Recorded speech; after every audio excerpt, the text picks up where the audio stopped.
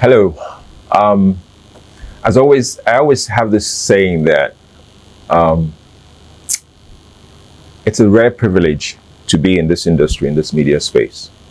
Um, to all of you who are watching this episode, this special episode of Libation, in a few minutes you understand why.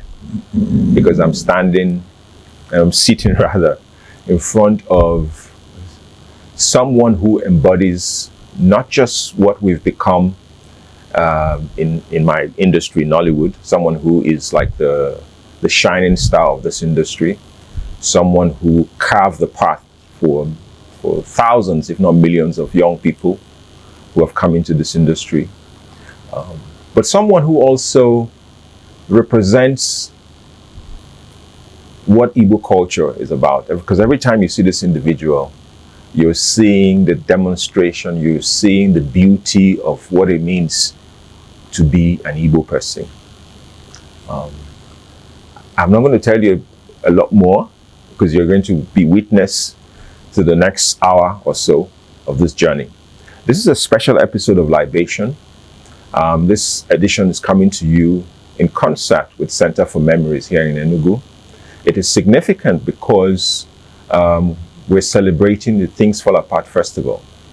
Things Fall Apart is perhaps, and I use this word, perhaps, some would say is the biggest book to come out of Africa. It sold well over 10 million copies. It's been translated to over 2,000 languages, I believe. It's been seen in movies, different adaptation, but one particular film adaptation stands out for all time. The Things Fall Apart 1987 movie shot by NTA. The gentleman before me brought the character of Okonkwo to life. Chief Pete Edochie. Thank you. We'll be back after this short break. As you can imagine, it's not every day I get this opportunity, so you pardon me if I miss my lines a few times, because when you stand in front of greatness, I just hope that before we finish this conversation, that I may also fall onto the grace of this wonderful human. Thank you so much for having us today. Thank you for your modesty. We'll be back in a minute.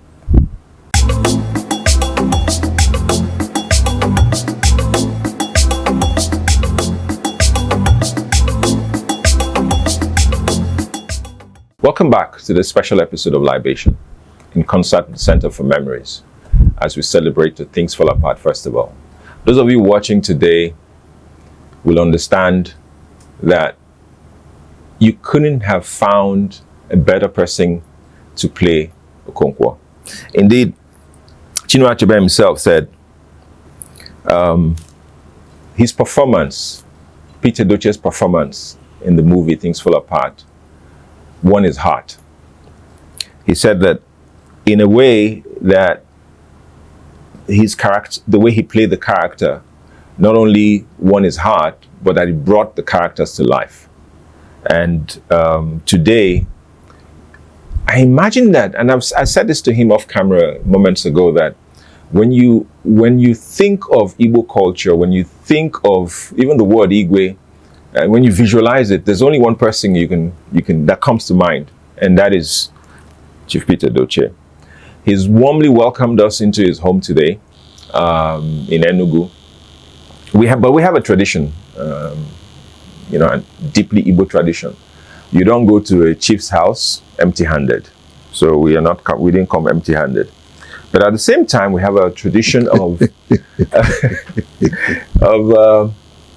recognizing, as the show goes Libation, we have to do some things. I get chair, Dike Oji, especially Ebube Dike, as it's fondly called. That's what I call you in my phone. I saved your name as Ebube Dike.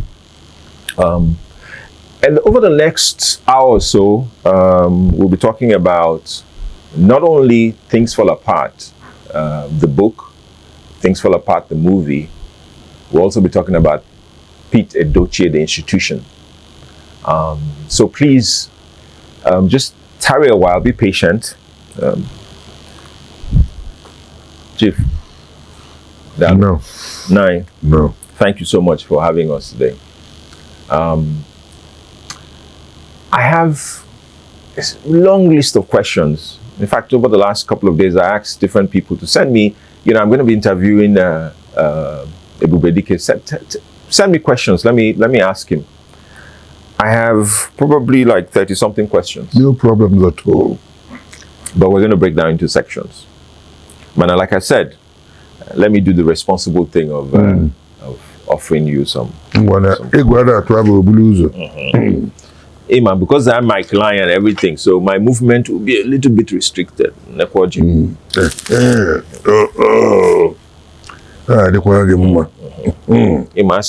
and I what told you what the way he is orgy. Kanzo nke makọ ebe onye ọzọ. Okay, we're going to go on so ko budola anyị ebe a. Bịa na production aba na-ekwu na emekete ogbu onye abata jide.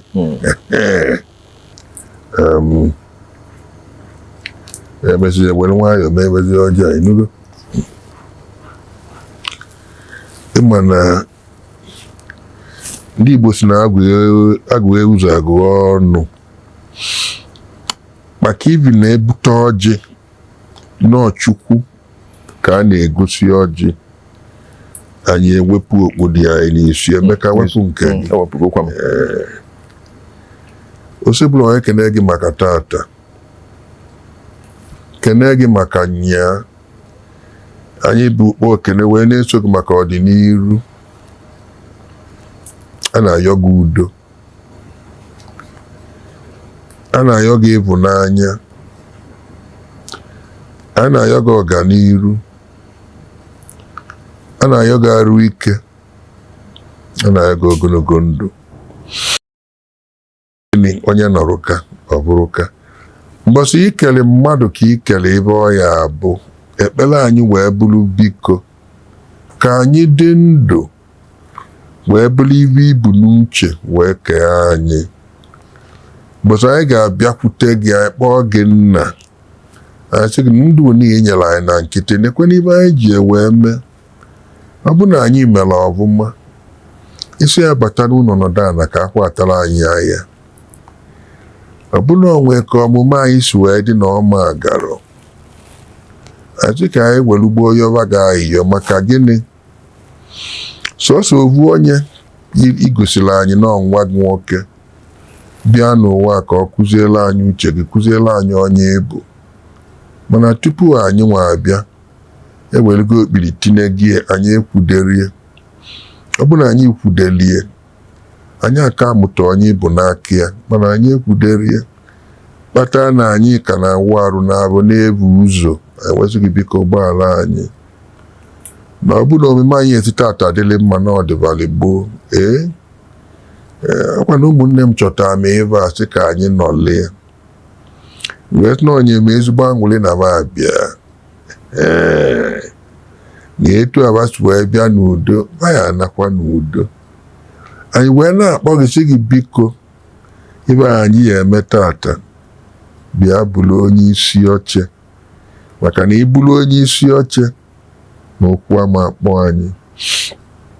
Ọ gị mere ebe a kpọọ onye ọjị ọ na-ejikọta Igbo niile. Ibe ọbụla Igbo na-eme a ga-ewe tie wee sị gị biko n'oluo na ọmụbịa bịa soro anyị nọlụ. Anyị jie n'aka tata wee sị gị biko na ga-eweta ebe a sị na onye wetara ọjị wetara ndụ na ndị talia atatara ndụ. Anyị wee sị gị biko taa anya n'otu nọ gị kele anyị. Anyị mabụ ụmụaka ga-atazi ya n'ibe n'aba Kraịst onye nwe anyị. Amen. Ị ga-eji nwayọọ waribezi ọjị a ka mụ na Emeka wee chụpụ ya ozigbo. Ebubedike. I hear you. Again, ekene m gị. Daalụ. If I do things fall apart. let me ask you, because everybody has said that it was as if Chinua Achebe wrote the book, the character, with me in mind. with you in mind. I have heard it from countless number of people. How did you get to become Okonkwo? Or were you already how did it happen? It's a very good question, Emeka. You know, first of all, a professor did a review and he said he had a very strong belief that Chinua projected into the future, saw me, and wrote things fall apart. And finally, when Chinua watched the film, he said, Pete Edochie gave that role the interpretation after my heart. And the biggest recommendation you can get from anybody, particularly an author who wrote the book, you just handled. All right. How did it all begin? I was not consulted initially, no. But you see, one Ugu, Godwin Ugu, who was our chief engineer in the ENBC, was there when the war ended, and we were still working together as a body, television and radio. At a stage, we were given the option of choice. If you would like to stay on radio this way, on TV this way, I elected to remain on radio. Curiously, my wife, who is a contemporary, decided to go on television. So when Ugu was eventually transferred to Benin as the GM of Zone E or Zone C, I don't remember which zone now, he decided to immortalize Chinua Achebe by putting on celluloid Things Fall Apart. Yeah. He contacted Walter Ofonagoro, who was the Minister of Information then, and Ofonagoro in turn contacted the this bank now, where we were working before the war, ACB. And they accepted to sponsor it. So he went back to Ugu and said, I have gotten you a sponsorship. That was how he now decided that we must do this. The first person who played the part of Okonkwo was a character called Emma Edokpaye. Emma is a very good actor, but Emma is not an Igbo man, so most of his pronunciations were not quite right. Ugu saw this and said, condemn the entire episode. Go and look for Pete Edochie. I have my reason. Oh, we have searched for him all over the place. Look for his wife. They work in the same complex. You will see him. Tell him I want him to do Things Fall Apart and take the part of Okonkwo. Well, finally they found me, and I was invited for audition at the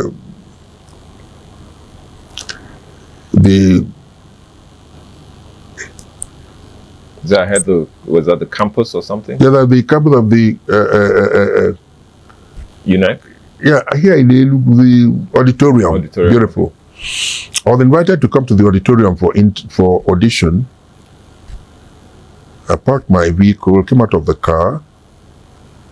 Actually, I was heading to the studio, but I decided to permit myself to be interrupted by that invitation. So the moment I walked in there, one lady who was invited from the University of Calabash to come take charge of locations and all that screamed, if this man could act, that's the man, that's Okonkwo. And, well, I was flattered, I must say that. But I walked into the place and I was given a script to read. I read the first 2 lines and Juma nodded, that's Okonkwo, and that was the end. All the other people who came for the same audition, who came to audition for that role, He shook hands with me and disappeared. That was how I got that role. Until then, I had never read the book Things Fall Apart, in all honesty. In school, we never read any African author, no. Why was that, though? Yeah. Why is it? Because it's not the same now, and a lot of people have access. Anyway, there was a reason. I mean, people like Chinua Achebe is the reason why, I suppose. Beautiful. Yeah. Then, we read about 3-4 books for our literature series. We had The Mayor of Castle Bridge by Thomas Hardy, Swiss Family Robinson. Of course, a classic like Shakespeare. Yeah, but there was no. We had Macbeth from Shakespeare, and then The School for Scandal by Richard Brinsley Sheridan. There was nothing from any black author. So I was given the book to read, read in 2 nights, and I said, okay, we could go. So we decided to, and the rest is history. Let me interrupt you, if you may, sir. Is it when you read this book that Okonkwo spirit entered you, or was it when you finally went on location? Because, this is how I was pretty young then. I was here in Esut. I was in university. It was watching it. Even now, it was almost as if this character was meant for this person, or rather the other way around. At what point did this? Do you feel anything spiritual, any connection? I'll be very honest with you, Emeka. While I was reading the book, I was seeing myself as Okonkwo. Quite honestly. I remember that when I was invited to play that role, the Commissioner for Information then was Paul Modum. He called me and said, Pete, this is your opportunity to put our name on the world map, and I know you can do that. I said, I'll do my best, sir. And we went off. So I saw myself as Okonkwo while I was reading the book. Okonkwo's characteristics are similar to mine. The same. You had that spring in your step as the same. That's one. I had always known that I had a way of walking, but I never knew I walked with that spring. I got it from my father, by the way, and it was in the process of imitating an actor called John Wayne that I developed it without knowing. Yeah. So Ugu was the person saying, I have worked with this man and I have seen him walk around. He walked with a spring. And you look for him. You've got the stature, and also there's a certain thing in your voice when you speak. You do recognize that you have that, even till now. As I sit here, there's a visage, as they say. There's that. Yes. No, it's true, because some people walk into a room, and you just feel the energy, and even till now, you have that. I agree. Let me ask you this, though, and because Achebe said this. Achebe said you gave the interpretation that's after his heart. It's because you brought Okonkwo to life. But were there anything that you think or you believe now that you probably will have learned from that book and playing that role? Were there things about your life, about your person, that you just that brought that to life, and you said, okay, and you just touched about it, but I'm just asking a bit more pointedly. Did you recognize and learn more about yourself from the book? I think I'd say yes to that question.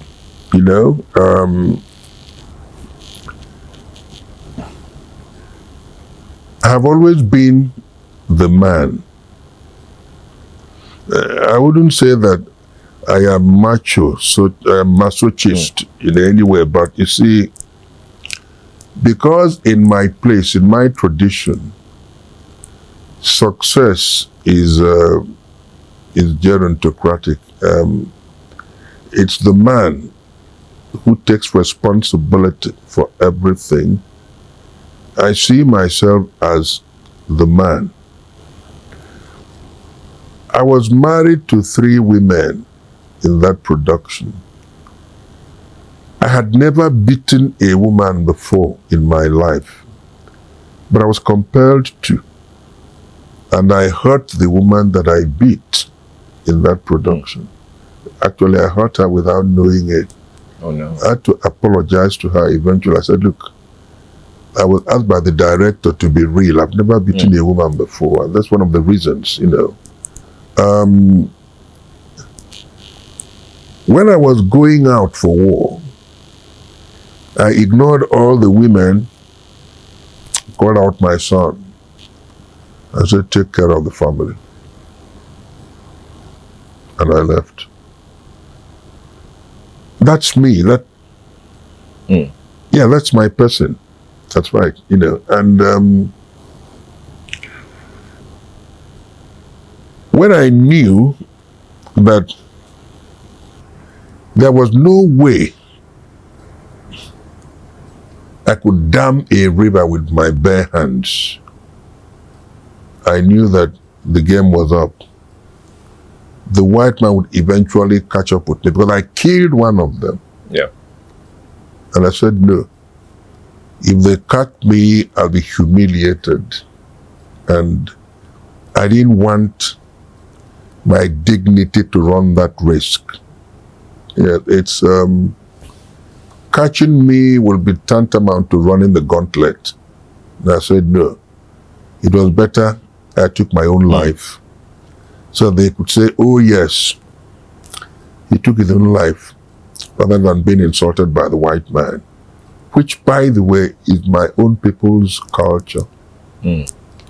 So like I said, I was doing that book, I was seeing myself, you know, if I'm not just seeing myself in Okonkwo, as much as seeing myself as Okonkwo. Yeah, that's right, you know. And you know, we're trying to round up this segment, but there's something you touch on. I mean, your very last sentence here, where you talked about it is how we are.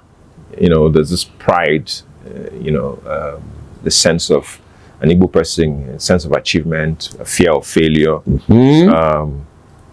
and which is why, you know, I framed this question. Someone had initially sent it to me, but I wanted to just sort of. I'm going to ask you this. You know, my producers are always speaking in my head and my ear about rounding up. But do you believe Okonkwo's tragedy is relevant to the Igbo society today? That's he's taking his own life. And what ways do you think that the modern Igbo man or woman is wrestling, you know, with this sort of the conflict between modernity and tradition? First of all, do you think there's a conflict? And if there is a conflict, you know, even how you're navigating this? I don't know what you see as a conflict now, but you asked a question about how that experience affects the Igbo man today. It does. You know, an Igbo man is not a good politician. No. Yes, and I'll tell you why. People who are used to politics, all the treacheries that characterize politics, can overlook a lot of things. The Igbo man is not constituted to condone treachery a second time. No. If you hurt the Igbo man once in politics, that's it. He will never give you an opportunity to hurt him again. He will recoil into himself and stay there. That's Okonkwo for you. And that is the average Igbo man. So that's a very good question. Yes, the Igbo man is really not constituted to sustain political treachery, say, okay, don't worry, it is not the way it is for the Igbo man. No. He sees it differently. That's right. The moment you exhibit treachery in your involvement with the cut you off. That's it. I don't want to see this man again. Right? We will take a break after this, but when we come back, I'm going to ask you back again to Things Fall Apart and this book, because so many people have argued that, and you touched on it at the very beginning of this conversation, that it was as if Chinua Achebe wrote about not just the past, the present, but he sort of viewed the future. And I would like to get, your comments on this. Viewers, we're going to go to a small break because we have to pay bills. Our sponsors have to say something to you guys. Please stay and watch the messages. I know how you want more, but give us 1 minute. We'll be back.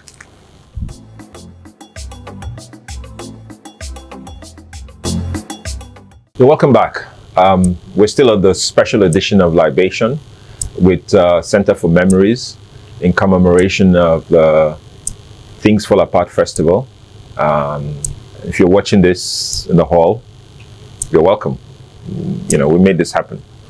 And I want to thank our partners, Center for Memories, the only institution, I would say, in Nollywood that is responsible for preserving the memory and the traditions of Igbo. Big kudos to them for making this Things Fall Apart Festival happen. Things Fall Apart. Some people will say it's Pete Edochie. And we said this, when we started this conversation, we said it was as if Chinua Achebe wrote you with me in mind. With you in mind. But there's there's something you said, earlier on about the book, not only describing our past tradition, our culture, because the book described the institution of the village communal democracy that Igbo practice. It described the Igbo spirituality. It described, the role of Oja. We talked about it earlier when Okonkwo, needed to fight Amalinza and he needed that Oja. We talked about, from the book, our encounter with the colonial and the early days of the church in Igbo land. But it also was a signpost to the life that the modern Igbo person is living today. I think we talked about that earlier on. How we're constantly navigating, these two worlds of our strong root. We're rooted in our culture, and you are an embodiment of that, that root. But at the same time, we have accepted the Western tradition, Western religion, and we seem to, someone once said, it's like, we're bound by the spirits, but often guided, or we're bound by the sacraments, but guided by the spirits, or vice versa. So how do you think that Chinua Achebe was prescient, that he had this? Because just the same way someone has said, you have the spiritual calling, the spirit fell on you when you played the character Okonkwo. Do you think that Chinua Achebe was also, because he wrote this book at 25, it was published a few years later when he turned 28, but 25, I don't think I accomplished much at the age of 25. So when you look at that, even today, anyone reading that book again today, I guess goosebumps. Do you think the same spirit that fell on you fell on Chinua Achebe? It's the same thing, or is it some kind of ago? What do you say?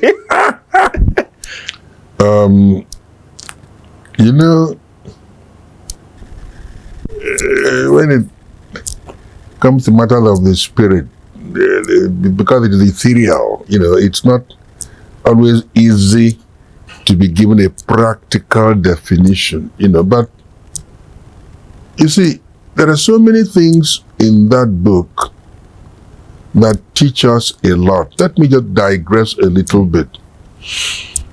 Okonkwo killed somebody in error and ran to his mother's town. The safest place you can be is in your mother's place. That's why everybody accepts you as a mother. Yeah. And it still happens till today.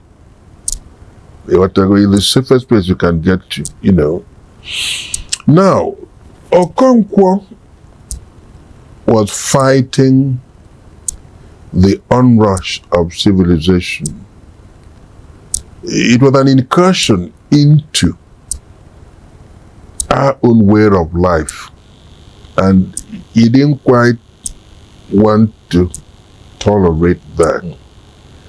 So he put off this very stiff resistance, which is Chinua's concept that this man represented a resistance to something that would ordinarily have eroded our culture. You know, the white man wanted to use his own culture to supplant ours, and he had to do it with his own religion. And Okonkwo did not want to stomach this, so he fought against it. Now, curiously, we have accepted the white man's religion today. But there are still aspects of our own traditional beliefs which go along with our acceptance of that religion. Like today... Okay, I want to hear this, because this is, like, no matter how religious you are, if something happens to you, or if something is happening to you, and it does appear as if there is no solution to that problem, somebody will meet you and say, look, Emeka,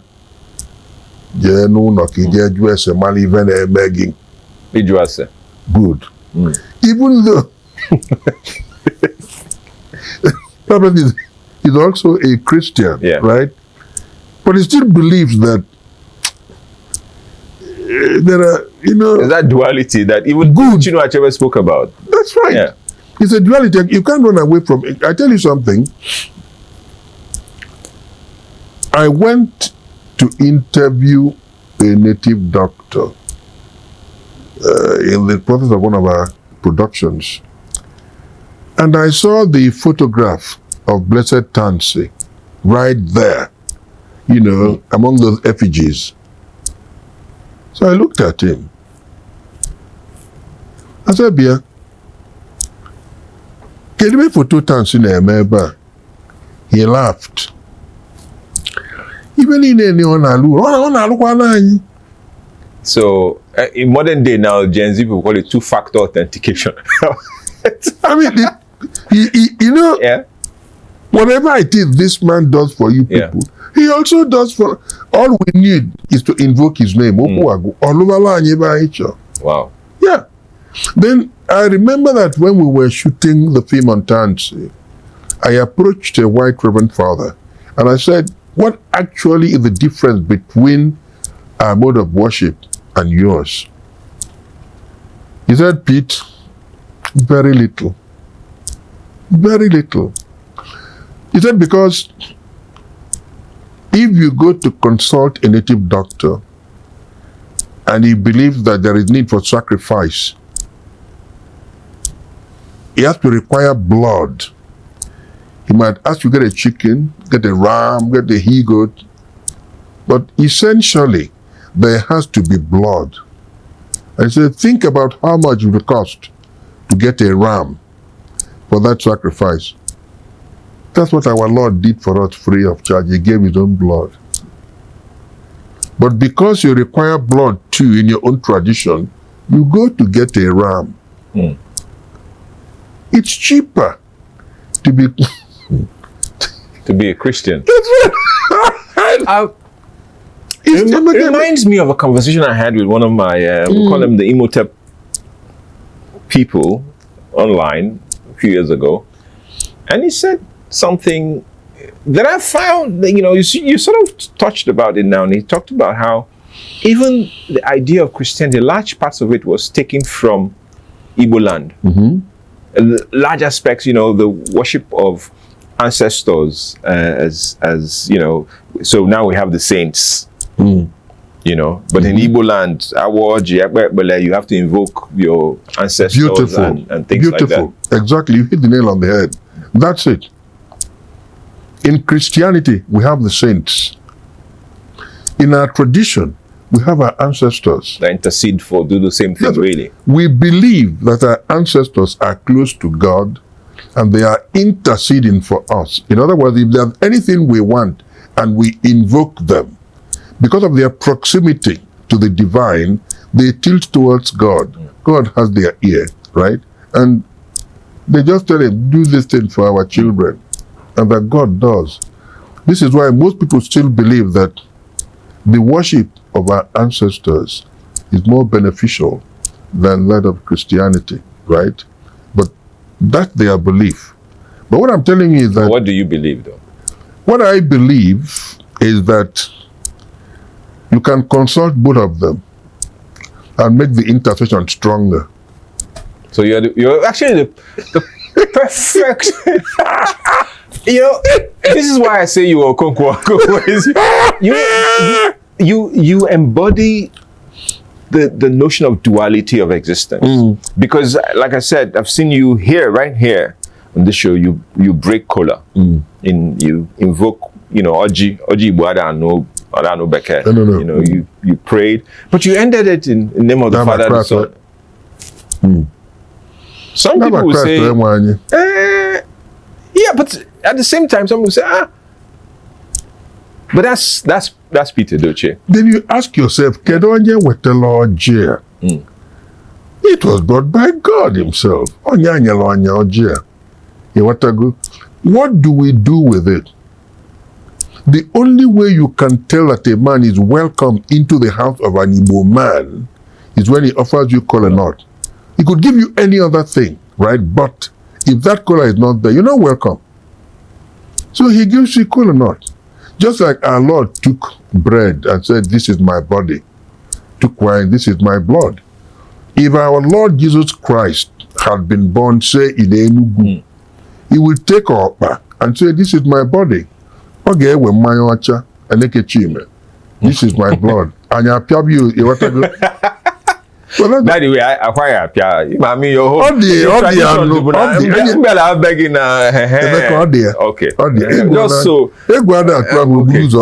So when you look at it, you see that there's very little. You see, just like saying that a thin, hardly perceptible line separates the genius from the buffoon.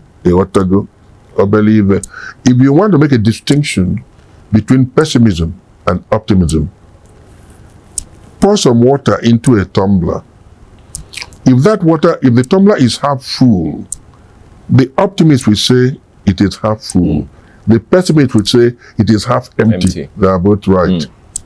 That dualism. Just where you're standing. That's right. And I think being Igbo demonstrates perfectly the yin and yang of life. I find it, and I'm so happy, so privileged to be an Igbo person, because the way I look at life sometimes is through that dual prism. That even when the worst things have happened to me personally, the very worst things, I just look at it. I'm like, it's good it happened now and you're still alive. Because that means you survived it in a way. And then people say, but I look at it, I'm like, I survived it. So, on to the next chapter.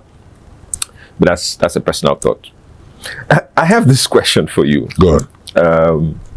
It's still on Things Fall Apart and the development of that character, Okonkwo. You talked about how you have always had that spring in your step, and it's there. It's there. We see it in the movies. I see it with you sitting here. I see how you move. But Okonkwo, according to Chinua Achebe, and the character of Okonkwo struggled with his father. He saw his father as a weak man. As a very weak man. And, you know, some people have said that very many Igbo people today still carry that burden of struggle, of struggling with your father's legacy or how your father is perceived, you know, and you want to either outdo him, outshine him. Do you still think that is still true today? Because, you know, that's a school of thought that what Chinua Achebe described was not just a character. It was a way the Igbo male child saw himself. He wanted to be better than his father. Do you still, is that a sentiment? That is precisely how Chinua conceptualized Okonkwo. It still obtains, you know, because there are so many things you must have to do today to be accepted by the traditional Igbo society. Some aspects of our culture, like say Ichiozo, right? If your father was so bloody poor that he couldn't take a title, you would want to take one to be an improvement on your father. So that when people are being reckoned with, you must feature. Anyi mande bonde. So whether your father was poor or not, you have improved on him by having garnered the resources to give you a title. You've taken that title, right? You cannot be reckoned with within the traditional society. That's what every Igbo man wants to do today. And by the way, the prayer of every Igbo man is Kamweakia. Okay. Yes, that my son be bigger than I am. Not necessarily physically, you know. You know, you ought to go. And it's been working for us, right? It provides the propulsion, the fillip that inspires us in most of what we do. Yeah. Why did he go overseas to read? Kama no jepugo, ojelo obodo oyibo. There's so much fascination about obodo oyibo that it's exclusive to a privileged few. So if you're reckoned as part of that privileged few, you might know. So you find a lot of people struggling to ensure that they go out. Man, doesn't that sort of, that thing of going out, doesn't it sort of, because I was listening to a lecture, I think it was just last week at the Center for Memory,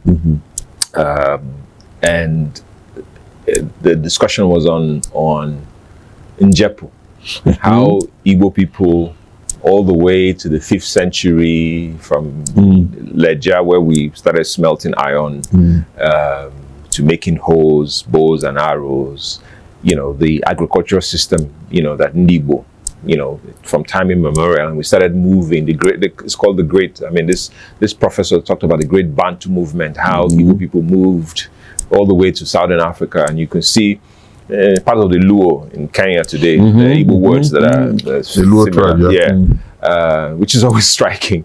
And if you go to parts of Zimbabwe, the Shona people have a similarity with Igbo.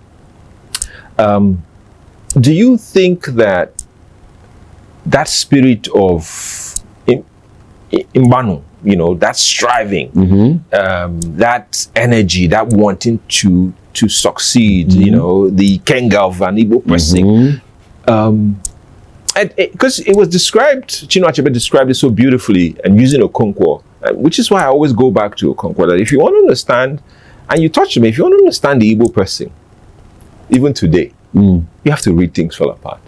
Yeah. You have to. But this takes me to this question before we end this segment. Do you think that young people today, because as I prepared for this conversation, I was having chats with so many young people, and when I mentioned Things Fall Apart, it's like, Do you think that Chinua Achebe and Things Fall Apart it's not getting, I don't know if it's getting the prominence that it truly deserves today, because as I said, if you want to know who an Igbo person is, you need to read Things Fall Apart. I don't know whether there's been a distance between who we are as a people today because we either haven't read the book or either it's part of just that thing where people don't read anymore. Literary laxity. Most of the young men don't read at all. They don't read again. Somebody came into my house here. I was the kind of wealth person, over 40 years old, and they saw the photograph I took with Zik. You can see it here, you know. And he said, "We are gonna get that's." I was scandalized, Emeka. I was. Right? Like you see, when we joined broadcasting, we were compelled to read up every subject under the sun, because if you were sent to interview somebody, you must be at home with the subject, right? If you're going to discuss births in the hospital, you have to read up gynecology and all sorts of things, right?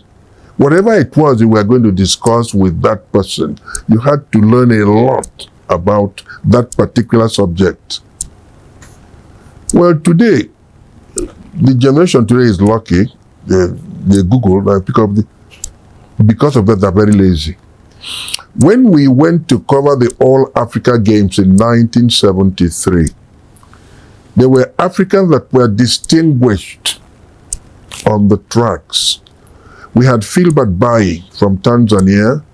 We had Kipchoge Keino from Kenya. Then we had the Alisa Anum from Accra.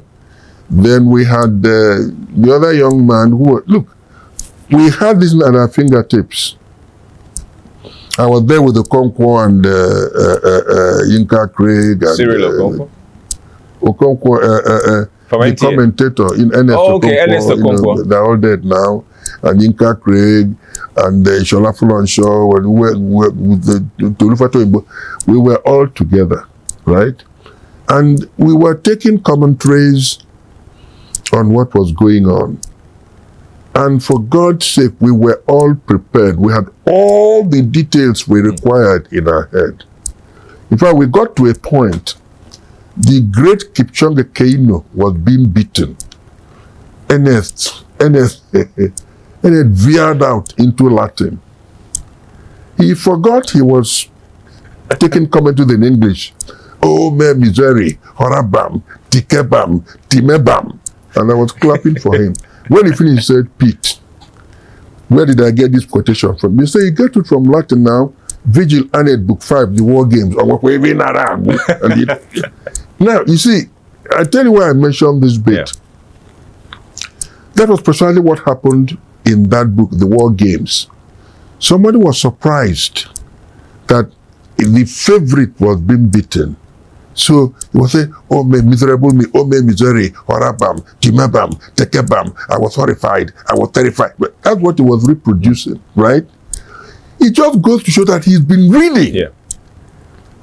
For most people then, maybe this man didn't know what it was. He was just blabbing. Hey, he's been reading. He was speaking in tongues. So if he was speaking in tongues. He was speaking in tongues.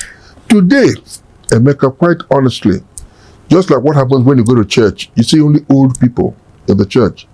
The youngsters no longer, I don't know, but they don't read anymore. Otherwise, why shouldn't any serious Igbo young man read Things Fall Apart? Why shouldn't you read Things Fall Apart? So that when you are talking about Ebubedik, all right, the young ones don't call me Ebubedik, they call me Ogalagi. The people who call me Ebubedik from Iwatago. So it's regrettable, it's pathetic, but that's it. It's because they no longer read. That is why they don't know this. Like I said, for somebody to look at Zeke and say, "Pete, can I get work again here?" I mean, come on. Forgive them, Lord, but they do not know what. Let's forgive them. But you all have a responsibility, especially to the young people who are watching this today. I urge you, and I think Chief Pete Edochie, Bubedike himself has just said it all, you've got to read. And if you don't read anything else, you've got to read Things Fall Apart. If you want to find out more about yourself, where you've come from, how you used to be, and even understanding the struggle, the things you're dealing with today, that is a book to read. And that is a book to open your eyes to the reality of today and perhaps guide you and give you some of the ideas on how to deal with the conflicts of tomorrow. But we'll go on a quick break and we'll be back in a minute. Do you believe Okonkwo's tragedy is relevant to the Igbo society today? That's he's taking his own life. If you hurt the Igbo man once in politics, that's it. He will never give you an opportunity to hurt him again. The Igbo man is not constituted to condone treachery a second time. No. The idea of Christianity, large parts of it was taken from Igbo land. What I believe is that you can consult both of them and make the intercession stronger. So you're actually the perfect. This is why I say you are Okonkwo. You embody the notion of duality of existence.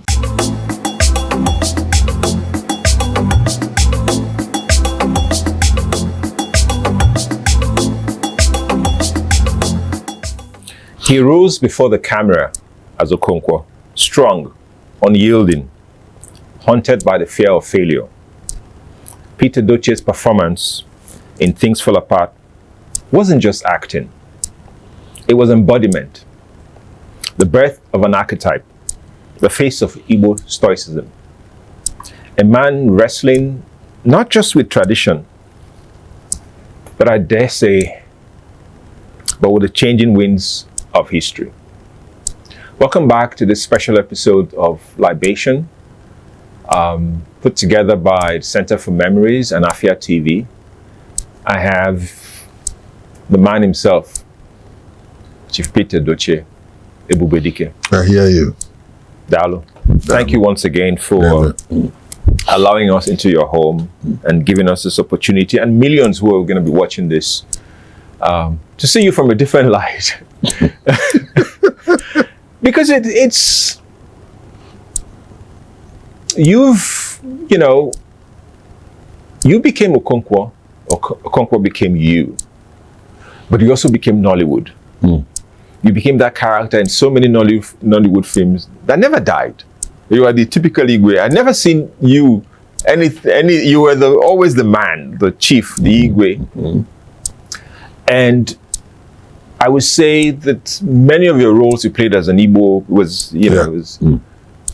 do you feel a burden of responsibility, not just as Pete Edochie, but having that vista of Okonkwo at the back of that you have to, every role you now take in Nollywood, you have to be that man. And then you have to be the person that was an embodiment, as I said, of Igbo culture. Did you feel that sense? Do you still feel that sense of responsibility? I do. Very seriously. So many years ago, UNESCO predicted the death of Igbo language. And I saw it and I said, no, not while I'm alive. So I struggled to ensure that we got a space on television, and I Christianed it Ebona Otu. And I asked the DSTV to come to Enugu and launch it. Yes, na Otego Enugu Jubuli Sibu. Biane Enugu Kadieba Wegosi Ora.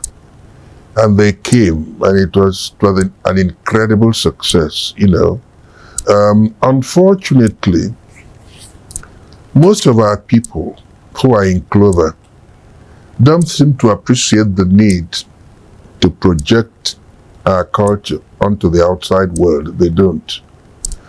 It's always said, Igbo enweze, Igbo enweze. So when we were given that slot, I said to myself, Pete, why don't I start by debunking this stuff of Igbo enweze? and show the people Igbo Nweleze. And then were dynasties in Igbo land. And I approached a very rich man in Igbo land. I talked about it.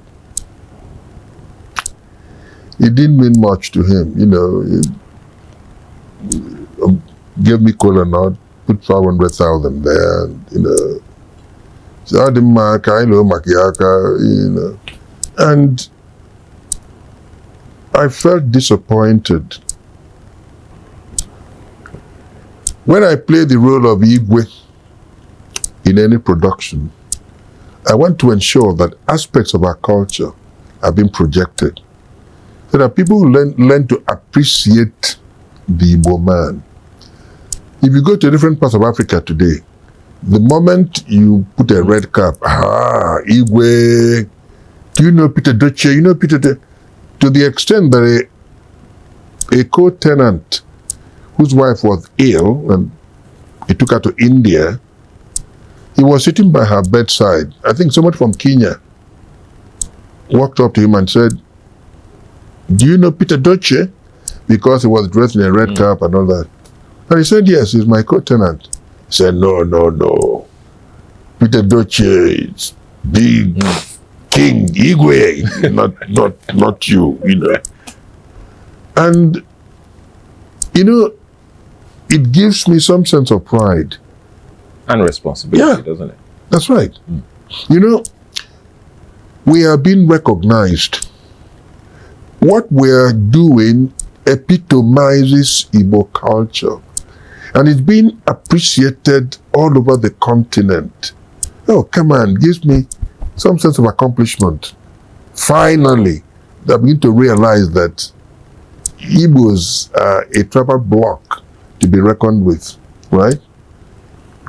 You know, somehow I hear, somebody told me that a few days ago, people were commenting on me being the typical Igwe, and that Igwe should come and learn from me and all that. I don't know how that happened, but in all honesty, my people have asked me to come and be the Igwe of my place. And I said, no, I am satisfied with being Igwe on television, you know. Yeah, there are some practices I wouldn't like to stain myself, but that, by the way, you know. So when, you know, I am proud to represent Igbo culture. Very, very proud to represent Igbo culture. Wherever I go, I want you to see me as an Igbo man.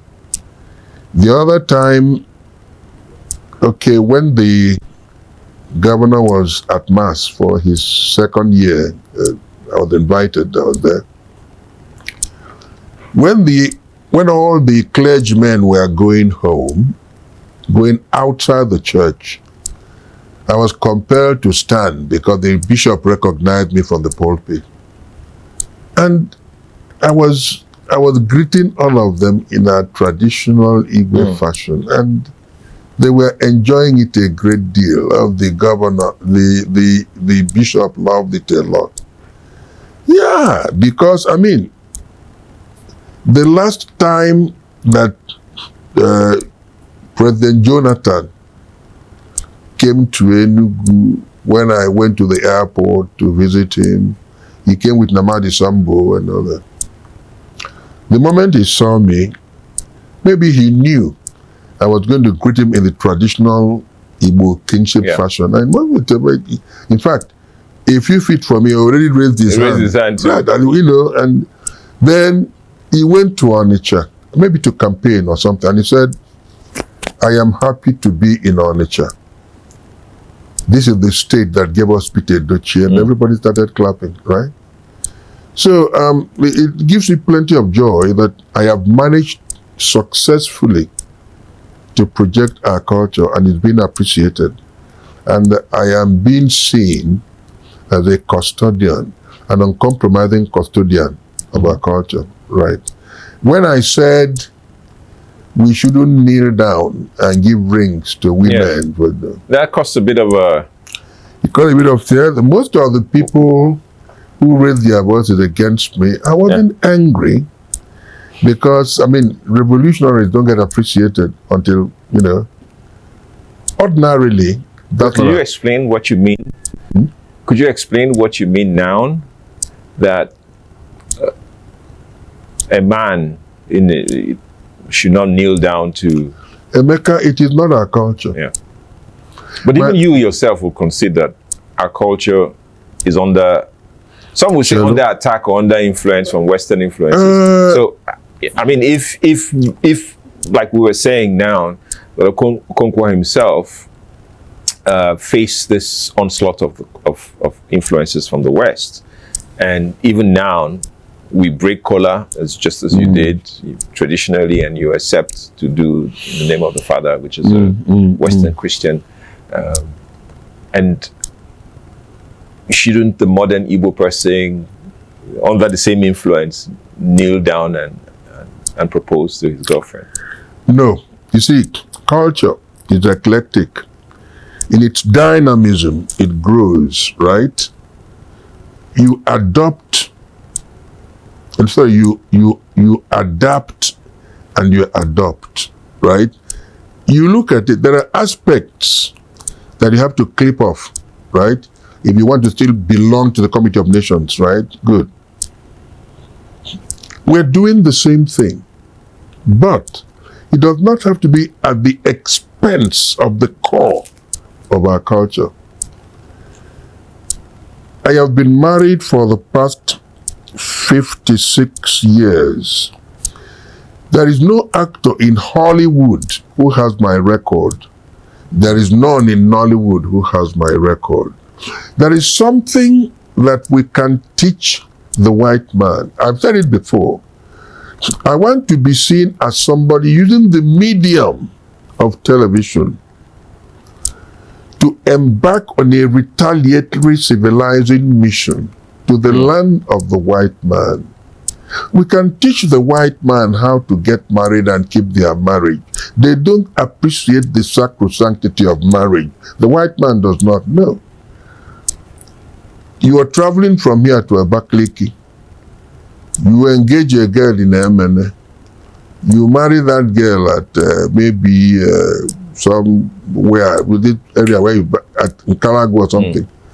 Before you get to Abakaliki, you are divorced. It doesn't mean anything to them. It's nonsensical as far as they are concerned. For us. We're going into a different territory. But it's important. No, it's important. It's connected to the whole subject. You asked the question, I'm explaining. Yeah. We don't have any need to kneel down and offer a ring to a woman. Number one, if you genuflect before anybody, you are acknowledging the superiority of that person. Yeah. If you go into the church and you kneel down, you have moved into an arena. There is a superior entity, superior spiritual entity you are making obeisance to, you are bowing to. In life, you kneel before a woman, you are acknowledging her superiority. And it has destroyed the white people, and they don't know it. This is why today, if you disagree with your woman in England, in America, you are kicked out of the house. The woman stays there. She is still your responsibility. Emeka, she is still your responsibility. But you have been kicked out of the house, right? They don't give a damn. You have been projected into vagrancy. How you survive does not concern them, right? That is not an enviable way of life. Therefore, we will not bow to a woman and then she turns around and answers your name. It's paradoxical. It doesn't make sense. If she accepts that you are the head of the family, you don't have to kneel before her and offer her a ring. It does not make sense. That's what I'm trying to make. Yeah, I mean, I get it. But some will argue that it doesn't make sense. It's just a... What I help with that? Just a thing. Onward. No, onward. Onward. The moment you kneel down before a woman, and you see, genuflecting to do something has its significance. What does it symbolize? Acknowledgement of superiority. That's what I'm trying to make you understand. You know, if, for example, okay, well, you happen to be a very tall person, America, but you are going to give an award to somebody.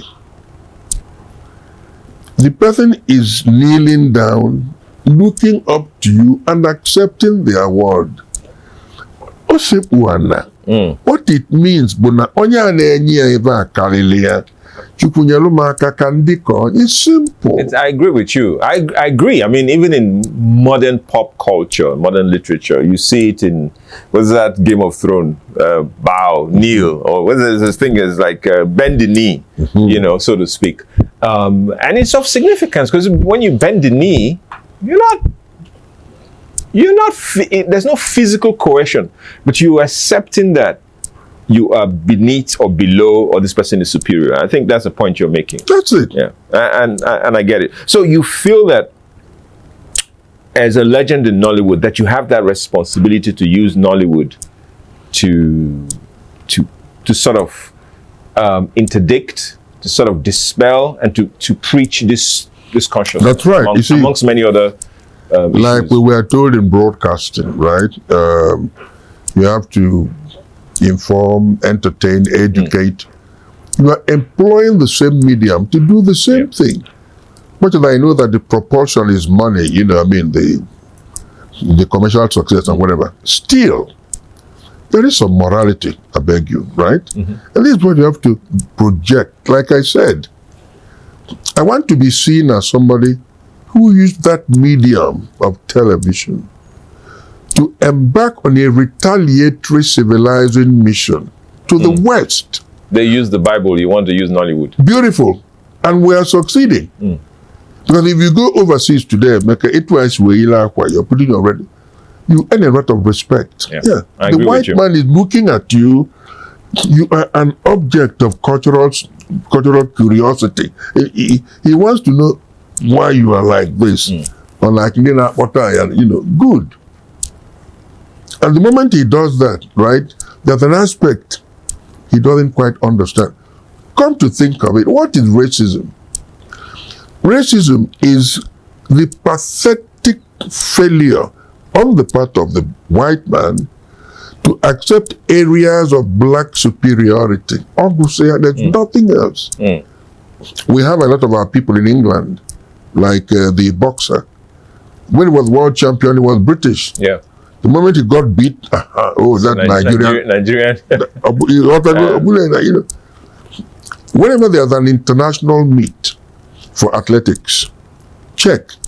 All the big Western countries are being represented by black people from beginning to the end. That is when they come to realize that as far as this area is concerned, these guys are superior, right? You go to places like basketball, boxing, the fastest human being on earth is a white man. Is a black man. The fastest woman is a black woman, right? Accept this thing as a fact. As a fact. In 1936, Jesse Owens went to Berlin. Yeah. He collected 4 titles. The first one, 100 meters gold, 200 meters gold, relay gold, long jump gold. Hitler walked out of the stadium. He couldn't take it. All that rubbish about Aryan superiority, right, was debunked immediately. He couldn't take it. This segment, I'm going to ask you one last question in this segment. It's something that we've talked about time after time. Indeed, every time I've had the opportunity and the pleasure to sit with you, you've always talked about it. And there's this significance of some aspects of our culture, and this one has to do with Igbo. How we went through a nasty civil war that millions of people died. You know, then there was a fragmentation of the states, you know, and we're not as together the way that I believe you and I have talked about we should be. Different political parties now, different conversations about this person wanting to be, Anambra want to be superior, Ebonyi wants to be superior, and all this kind of talk. But there's a certain thing, Omenala, that we all share and it brings us together. And one of the things we talked about is this notion that, and I remember asking my dad this on this very show, a while back. Millions of people died during the war. I don't think that we've had maybe on village community level, we've had those recognitions given to those people. But I don't think as Ohaneze, as Igbo generally, because given the significance of Ikwabu somebody, Ikwa, especially, a father or an ancestor, I don't think we have paid, and this is just my viewpoint, I don't know what you have to say about this, that we've recognized these millions of people that have died, and collectively as Igbo, we have said, because some will say, if you don't pay respects to your ancestors, you will have a hard time living on this plane, because that is true. Do you think there's a need for it? I mean, you've talked about it in significance of Ime, Iwaji. I don't know, are they related or the two we different are getting things? to that. Emeka, there is need for Igbo as a people to collectively mourn the loss of Igbo that we experienced during the war. There is need for it. It's not everything that we must politicize, right? We're not going to say that IPOB is handling it or so and so. Igbo, remembering those who died during the war. We choose a date as Igbo niile ka anyị kwakana ndị a, right? So that their spirits can rest. Also, even and I must be very honest with you, right? All these divisions you have in Igbo land is because we have not mourned those people. They gave their lives so that we could live. We're supposed to mourn them. As we do. We owe them that cultural responsibility. It's their sepulchral entitlement that we owe them all that, right? Then, coming to our culture, which you mentioned in passing, yes, politics has torn us to pieces completely. I mean, there are 5 Igbo-speaking states: Ebonyi, APC, Enugu, PDP, Anambra, APGA, Abia, Labour, Imo. Look, because of that, it will be difficult for you to say, okay, we want something to bring Igbo together. You won't find it. Because politics has destroyed whatever it is that gets you together. That's what I'm looking things. for. If I ask Asigo, things fall apart. That's right. You want to go, But you see, there are cultures that weld us together as a people. Yeah. Iwaji is one of them. I've been brooding this thing for God knows how many years. Igbos are the only people na Waji.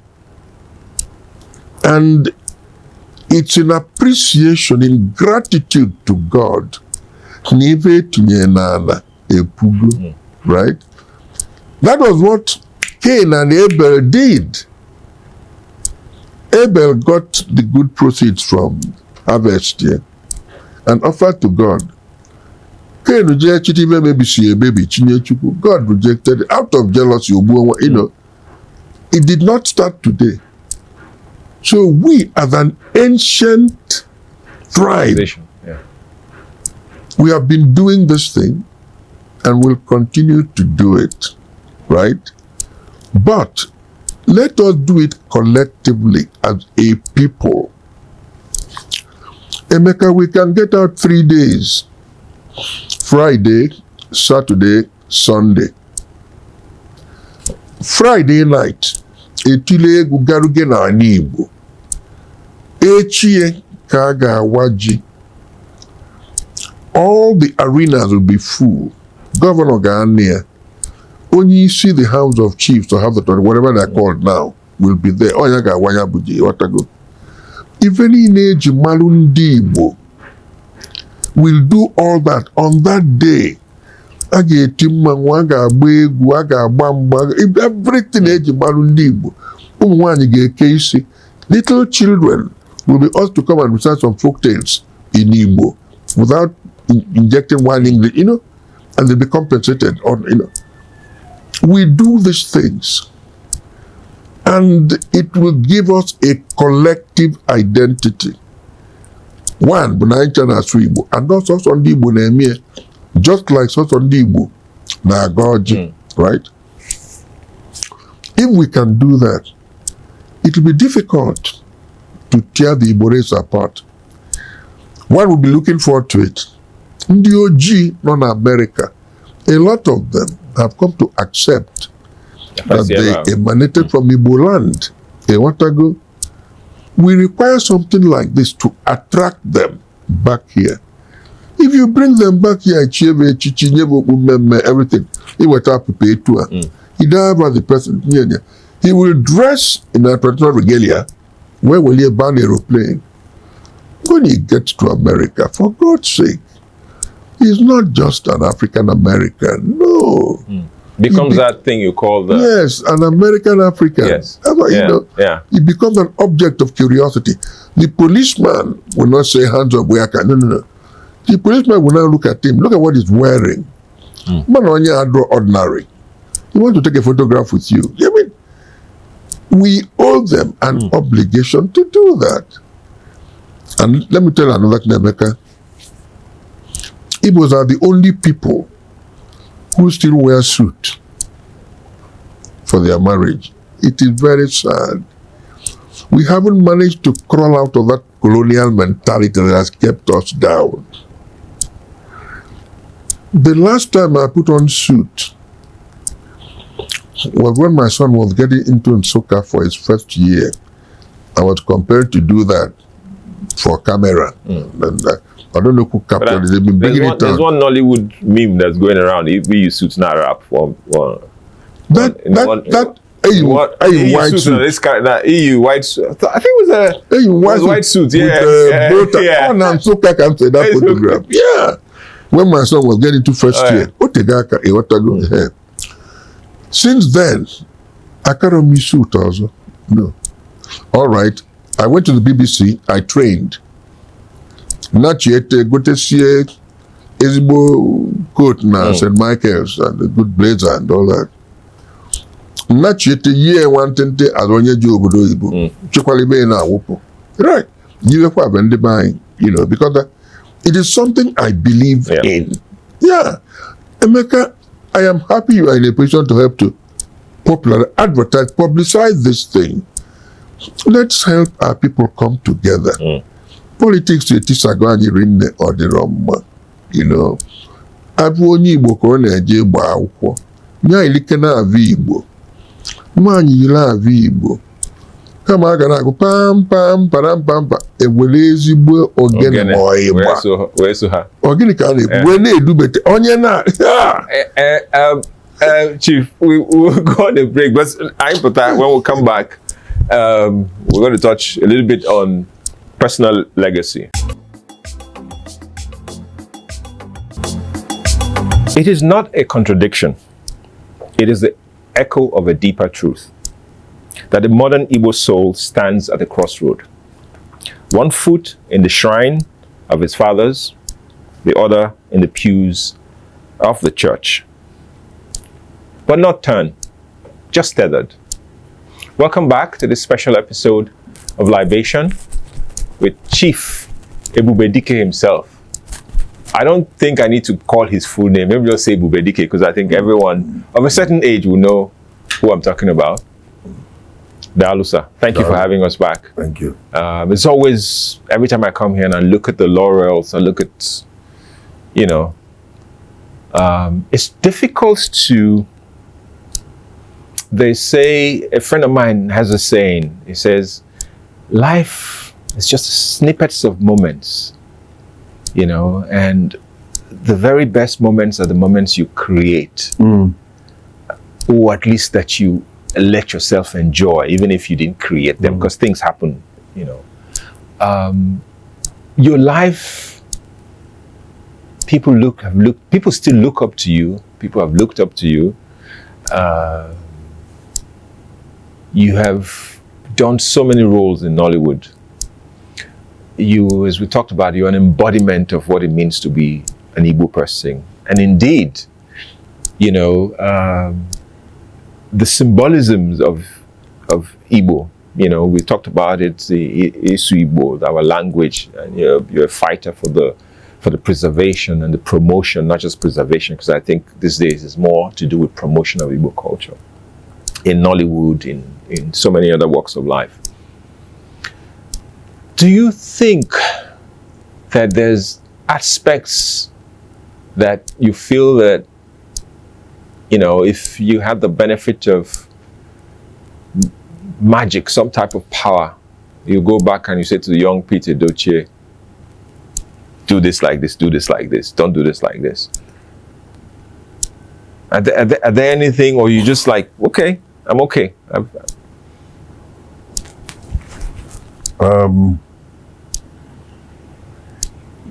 My life has been a steady evolution, and it's given me a lot of joy because I emerge from one phase onto another, and I learn as I go, but I haven't had time to regret any aspect of it. Yeah, I haven't had time to. In other words, when I took the other title in my place, I took the name Ononenyi. Literally. That's funny. Sorry, that's my father's title, actually. Ezioku. That's Ononenyi, one of Nome Onateze. Yeah. You see, my name my title Ononenyi.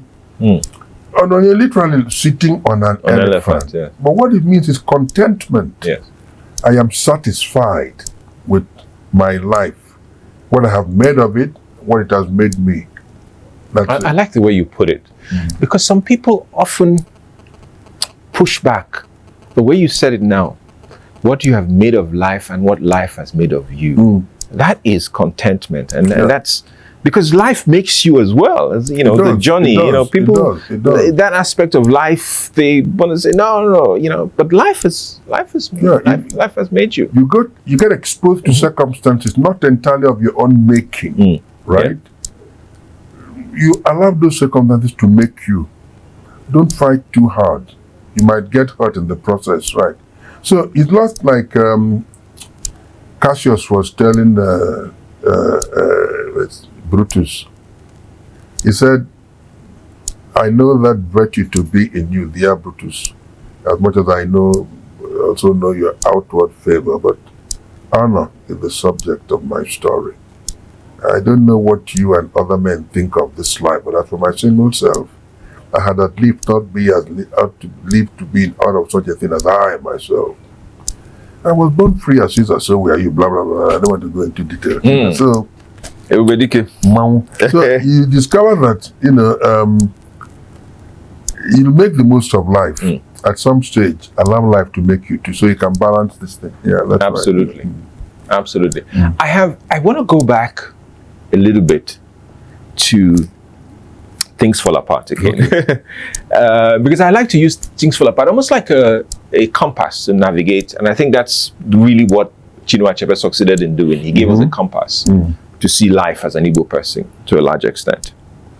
And this subject of masculinity, which Okonkwo, you know, pretty much not just exhibited, but he wore it. You know, he was, and some would say it in today's lingo, he was a perfect example of a toxic masculine person, and who fought against change. But even in the midst of his toxicity, as a in that sense, there were things, his daughter, for example, his love for his daughter, Chinua, if I remember correctly, and there was a soft side of him that was made evident, and Chinua Achebe made us see, in all that braggadocio of Okonkwo not wanting to be like his father. Is that because people look at you and like, the Bubedike himself, But you talk with so much fondness for Madame, for your wife, for your kids. You are a protector. Good. Essentially, a protector.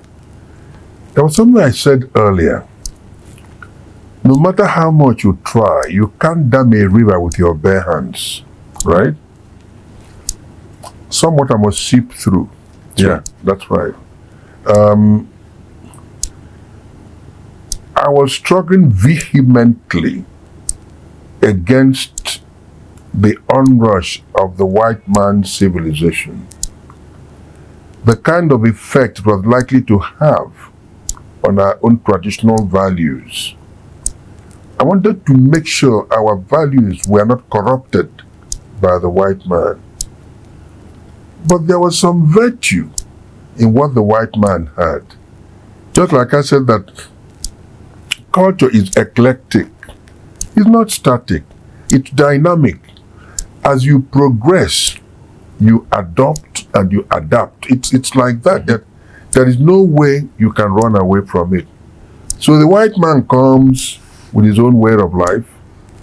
At the time he did, we believed that there was nothing he came with that would have influenced or helped us in any way.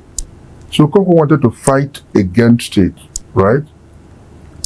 But there was some virtue to their way of life. It wasn't everything that would have shoved off completely. Yeah. This is why Ezinne had to go her own way without my objection, right? Mm-hmm. But again, if Okonkwo had allowed the white man to capture him, he would have been so humiliated. And he was running away from being exposed to very undignifying circumstances, which the white man would have castrated him. And for a man like that, Okonkwo, for whatever he represented, no, he wouldn't allow that to happen. He wanted it on his own terms. Yeah. Really. Yeah. But and I think I believe in that. So Chinua knew why he allowed Okonkwo to end up that. So, if I take it this way, then this is my follow-on question will be: in looking at our Igbo society today, what do you think it means to be a strong man in our society today as an Igbo, as an Igbo person? What does being a strong person mean? Does it reflect the way Okonkwo was or is, in that the way Chinua Achebe described or put down the character Okonkwo? Or because you alluded to it in previous parts of this conversation where you talked about, as Igbo people, we like to be, the typical way. And I think, honestly, I have to go back again and say this. The way Okonkwo is the way you, because I've seen you in other aspects of life, that you're the maker of your own chi to some extent. Exactly. Yeah. Is the person who directs his chi the strong person? Is that the way you look at life? Yeah. That the person who owns his chi and is not 100% at the mercy of. Exactly. Yeah.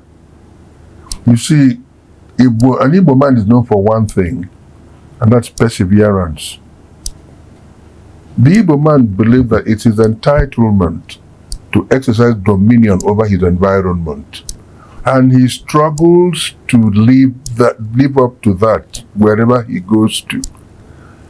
An Igbo man does not accept defeat from his environment. No. He goes up north to do his youth service, at the end of which he is employed, if he's lucky. He stays there, looks for an apartment, pays for that apartment, gets in there, then looks around that entire community, gets to find out what the people need that they don't have. He builds a small kiosk and begins to stock those things. Before you know it, he's engaged to a local girl who helps him to run that. The Igbo man is created an explorer by God. What is Genesis? Genesis, the Igbo man has always been there. And this is why he attracts a lot of envy wherever he goes to. The Igbo man never accepts defeat. He never does. And there are very few tribes that can claim that. Yeah, an Igbo man doesn't accept defeat at all. Which is why, when the war ended, even though we lost a lot of people, the people we fought against didn't believe that we lost people at all. At the end of the war, we were all given 20 pounds each. I was given 20 pounds, right? Hey, see what we made with the 20 pounds we were given. Yeah. If Jena and Igbo Tata, there's no part of the country that looks like Igbo land. There's none. Even where you find magnificent buildings outside this country, they're put up by Igbo. Yeah. So that is the way the Igbo man was created, right? That sense of enterprise. This, and I mean, come on, that bit of enterprise is inborn. It's an ingredient in the constitution of the Igbo man, and there is nothing anybody can. You can't take it away from him. No, you can't. Which takes me to my next question. Okay. As we're trying to round up this conversation, I'm sure, like me, you want more. I'll give you more. You talked about this thing, the spirit of enterprise, the Igbo person. But there's a sound. Someone said that when you listen to this sound, how the person, if someone is pretending not to be an Igbo person, when they play the Oja, an Igbo man, something must react. So that's the only way. So that's if there's a some kind of they catch some people and they pretend Igbo. They will just play they'll bring something like what's his name? Is it Gerald? Gerald, yeah. And as they play him the Oja. What does the Oja do to you? Do you do I say it starts the devil? Oja. Well, maybe it starts the devil in you. You see, you can't listen to the Oja and you sit down, except you're dead. It's intended to move you. There is some spirit in that flute, right? Which is why,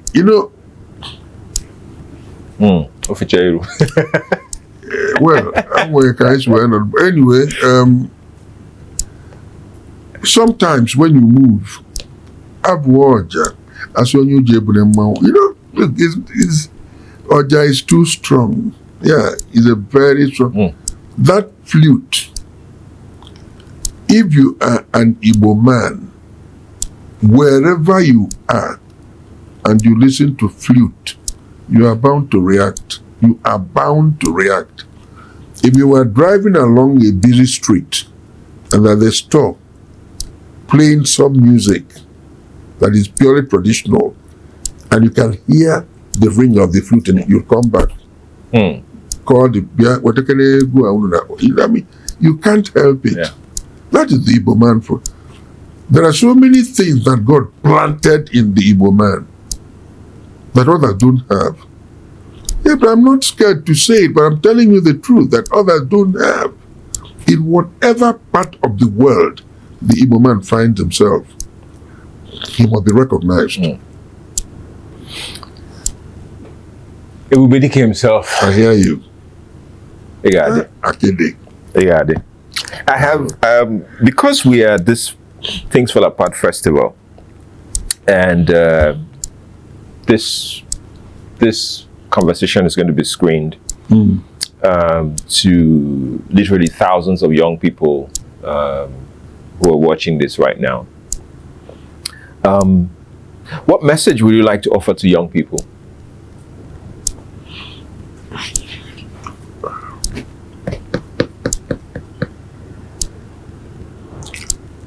Let them be proud to be Igbo. One.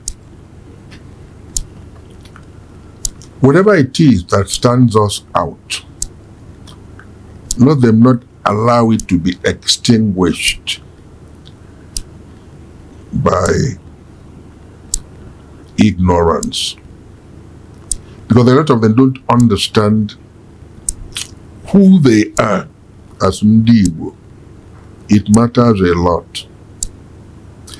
This is why I said we must try Kanyi bido iwaji annually, collectively, so that on a Saturday,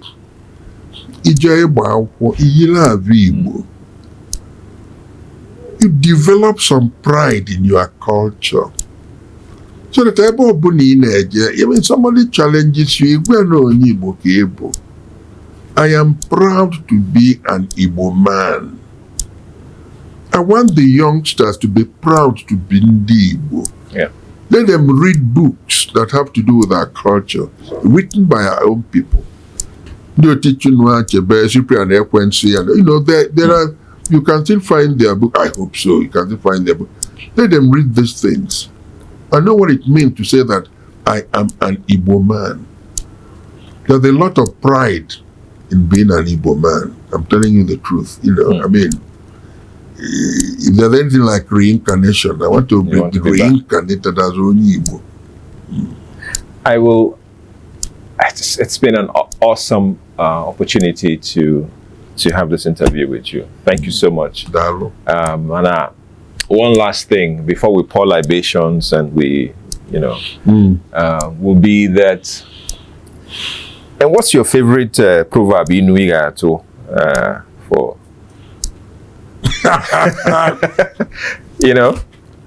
There are so many of them. Well, one or two now. That one needs no interpretation. We understand that one. Right? Yeah. And ekenega be nkwaka obulu njide. Ordinarily kedu. But all who are never obulu njide. Ọzọ bụ na anya dị ebe igwe. No matter how you look at it. Mana anya bụ igwe ọbụ ndị mmụọ. Ọkpa na-aga walawala, anya na-aga walawala, anyị esie. Agadi nwaanyị daa nda na-abụ, o buru ibe dị n'okpu ya butuo ya fụ anya ọnụ, ka ọ mara ibe na-akwatu ya, ịghọtago. Agba mbụ ọtụa n'ogwe, agba ịbọ ọtụa n'ogwe, ọ bụ ogwe ka apịla akụ. Ọ bụrụ ogwe ka apịla akụ. Ogumaga na si na ama ka ọkụ agba ọbịa, na ya ga na-eje ije ngala. You see, Ogumaga na that's the chameleon. No matter the extent of fire, the intensity of fire in the jungle, Ogumaga na this regal walk. Ọ sị na ama ka ọkụ agba ọbịa, ọ ma na bụ eje ngala. Akwa na-ebeli ibi abụrụ nọ n'anyịka nọ n'ebe ọ dị ajọka ọ dọrọ ka ibi isi na-ebu. You know what that means? You know where ibi is? Yes. So na akwa na-ebeli bụ n'ebe ọ dị ajọka ọ dọrọ ka ibi isi na-ebu. I hope you understand. We'll try and translate for you. Akwa na ya bụ Igbo. Yeah. Most of the very serious proverbs. What's the proverbs? It served the purpose. Yeah. What was it? Which one? The fact that we Igbos and most Africans also adopt proverbs. You see, Chinua Achebe said that proverbs are the oil for which we eat words. Yeah. If you are telling a story and you want to test the profundity of the intelligence of the person you are talking to, drop a proverb. Ndị Igbo si na onye ọbụla atụli inu ọsịsị kọwalị ya ịma na ego akwụ n'isi nye na n'iyi. Yeah. So if you don't know proverbs, you really can't pat yourself on the back and say you're an Igbo person. Yeah. Proverbs are very, very important on Igbo land, in Igbo land. Very, very important, and you can't do without them, Onye asị jide ka iji, ya mara na ọ na-eme ọfụma. Asị ya raa ka iji, mara ebe a ịghọtago. If you take a girlfriend to your father, ọ na-enye anya, asị gị pụta na ezi agara ya. Don't try marrying that girl. Yeah. You'll be in hell. You will be in hell. Exactly. When I say Nonye Jiego Adan Ordunavia, you went there prepared. No matter the price of the material, you just buy it. But when you lay Jiego, Yana Nia Javia, on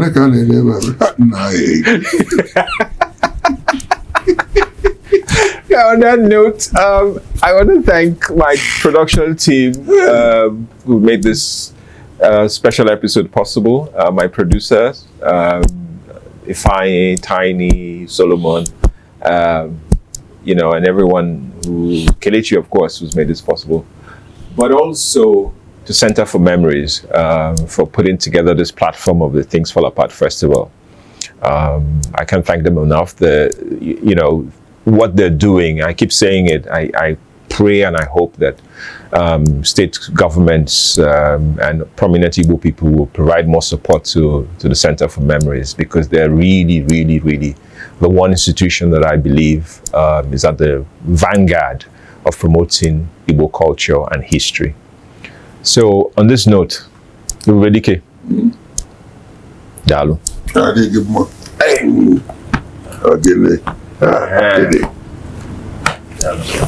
So on this note, we'll pour some libations, because that is the name of the of this thing. It's a pity you can't. Well, when you guys watch this, get yourself some palm wine and some orgy, and pour some libation for yourself. Get some palm wine and follow us and enjoy, because this is a celebration of Igbo culture, and this is why I'm proud to be an Igbo person. Good. Dalu. I did give my maker. You say, Charlie, but you never learned your name.